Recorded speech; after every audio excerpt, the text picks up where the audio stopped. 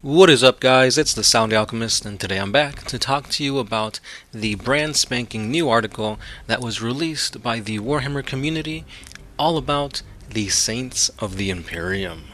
So I'm going to be putting the link to the article down below in the description so you guys can go more in depth and dive into the awesomeness of this article. And not just that, but the artwork is simply phenomenal.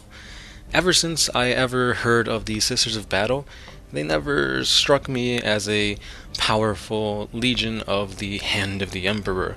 However, as you dive into it deeper and deeper and deeper, you realize that these devout Sisters of Battle are more, how do I put it? They really embody the whole aspect of the Emperor being a god. And because of this, they're elevated to brand new heights, they fight harder, and they have awesome abilities such as like hymns. And the best thing about it is the Saints. I really love the Saints, I really love the artwork of the Saints, and because of that, I've been diving more and more into the lore of the Sisters of Battle, and it's just really, really good. Because of this awesome lore, we have a very tyrannical, really bad guy to blame for all this, and that is none other than the High Lord of Terra itself, Goj Vandire. This dude is despicable. We did a whole 40 facts on him, but basically what he did was that he thought himself to be the new emperor, so to speak. He told everybody that the emperor was talking to him, and he was going to be the emperor's mouthpiece, and what he said was what the emperor wanted. So everybody listened to him, and things were really, really bad for the Imperium during this age. So the Reign of Blood happened, and it was just brutal.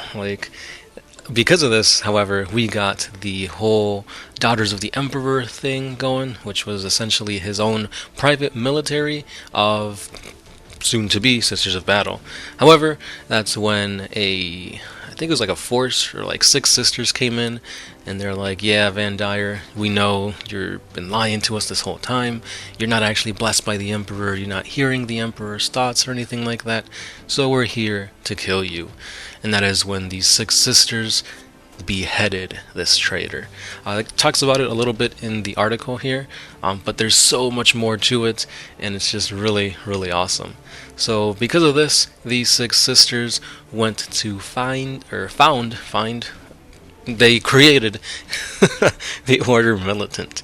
And these are just really badass names for these orders, such as the Order of the Ebon Chalice, the Order of Our Martyred Lady, Order of the Sacred Rose, Order of the Argent Shroud, Order of the Bloody Rose, and Order of the Valorous Heart. It's really cool because the insignias for these are really badass, and just overall what they specialize in, it's interesting to dive into that type of lore, and the religious connotations, and the hymns and the prayers and all that. It's really awesome. But anyway, there's been tons of saints throughout the history of the Imperium, but I think the most well-known and one of the more appealing ones to the wider 40k audience is that of Saint Celestine. She played a pretty big role near the end of, well, I guess it was in the middle and towards the end of the rise of the Primarch when Guilliman was being resurrected, and also she fought against Abaddon the Despoiler. So that takes a huge amount of gall to just go up against the War Master of Chaos. So Saint Celestine is a living saint. She has been bestowed with the power of resurrection by the Emperor himself, or so they say.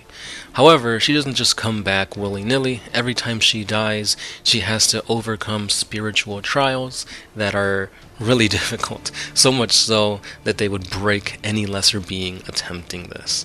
So this just shows you that she's died a lot of times and she's come back, and her spirit cannot be broken. So because of this, the Sisters of Battle, and overall the whole ecclesiarchy and humankind, venerates her as one of the best saints of their time. Another awesome saint is that of Saint Catherine. She, however, is not living. Her body is used as a means of showing martyrdom that she sacrificed her life for the betterment of humanity. And because of this, she's carried around almost in like a funeral procession type thing. This is her sculpt here, which none of these are her. She's actually in the tomb in the middle, or the casket. And because of this, she is guarded by 6 Sisters of Battle wielding holy relics of immeasurable power. So who exactly is Saint Catherine? I feel like she's not one of the more well-known, but she should be because she was one of the original 6 that came to behead Goge Van Dyer. And she went to create the Order of the Fiery Heart, which later became known as the Order of Our Martyred Lady after her death. Which was really awesome as a way to show respect and just to venerate her even more. The cool thing about her is that she was known as the Shield Bearer. She had a powerful shield that was said to contain a shard of none other than the Emperor's own personal armor. This is some pretty cool stuff, because obviously you know how badass and powerful the Emperor was, so to have a shield made partially of his armor would make this shield almost invulnerable, which is crazy. Unfortunately, she did pass, so if you want a whole 40 facts on her, let me know down in the comments below, because her lore is pretty awesome. Actually, all the lore on the Saints are, so if you guys want a whole compilation of Saint lore, let me know down below. Another cool little thing that you may or may not know is that the armor that Saint Celestine wears is actually that of Saint Catherine.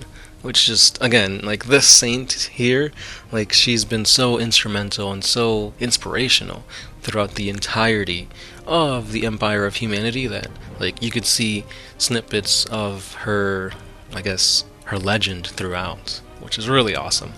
I know, I say that so many times throughout this video, but it's true, these saints are really awesome, to me at least. The article continues by talking about Lord Solar Macarius, which was a awesome military commander, just a regular human, who led one of the strongest and most, I guess, pivotal, that's the word, campaigns throughout the whole span of humanity, because this guy liberated hundreds of worlds. We got a whole 40 facts on this guy that you can check out. I think it's like a 2 or 3 parter. So just type in 40 facts on Lord Solar Macarius. He's a G. But even more a G than he is that of Malcador. I believe we also have a 40 facts on Malcador the Sigillite, aka Malcador the Hero, but everybody should know who this guy is. He is a legend, and his sacrifice has been pretty much the main reason why humanity is still alive. He was the man who sat on the Golden Throne while the Emperor went to take care of Horus during the most pivotal point of the heresy. So because of this selfless sacrifice of this man, he's been regarded as a hero throughout the Imperium.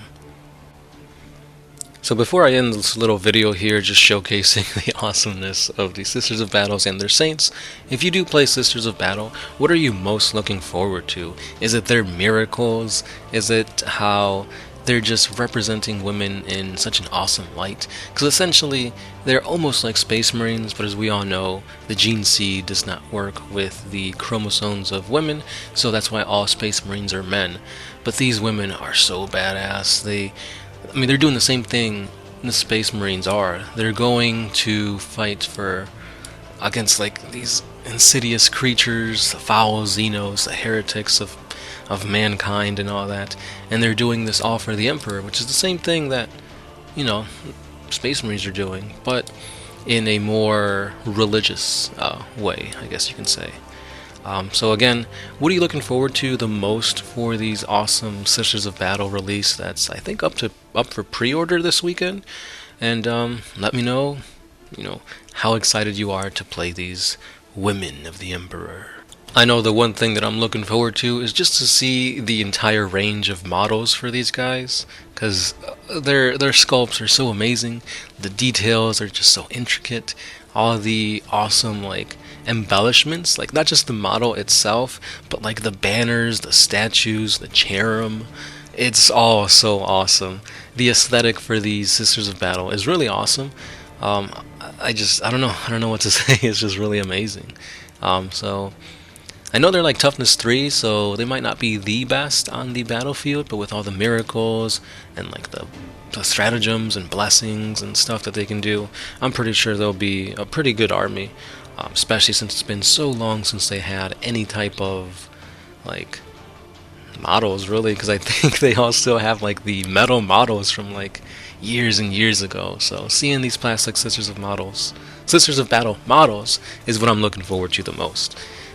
Maybe even working a few conversions with some of them for my own Space Marines, but we'll see. But yeah, let me know what you guys think about these awesome Sisters of Battle Saints, and I'll see you guys in the comments. This has been the Sound Alchemist, part of One Mind Syndicate, and I'll catch you guys in the next one.